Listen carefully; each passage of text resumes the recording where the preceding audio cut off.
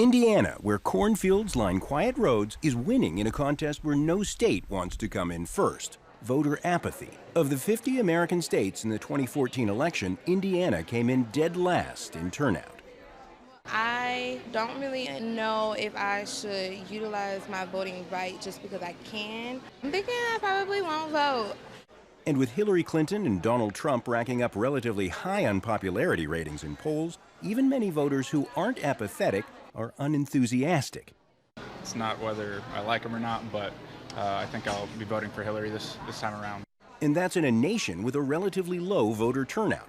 Across the U.S. in the last presidential election, 54% of eligible voters cast ballots. In Australia, Belgium, and Chile, where voting is mandatory, turnout is more than 80%.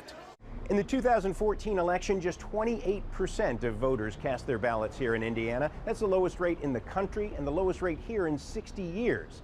Some say it's no coincidence Indiana has some of the strictest voting laws in the country.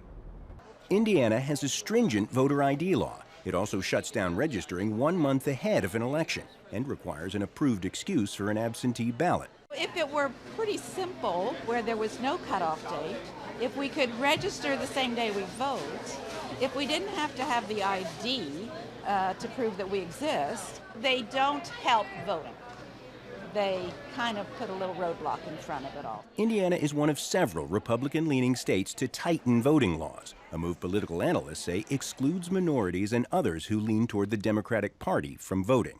But some political observers think this year could be different. Given the kinds of issues that this current cycle has brought out, issues related to ethnic diversity, immigration, issues that are quite salient for the Latino community, you would think there might be some potential there to increase turnout.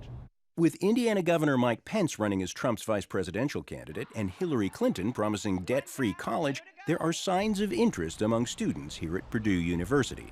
I think there's a lot of millennials who register to vote, especially with how much I think is at stake with college tuition. Whether voters in Indiana and across the U.S. show more enthusiasm this time will be tallied in November.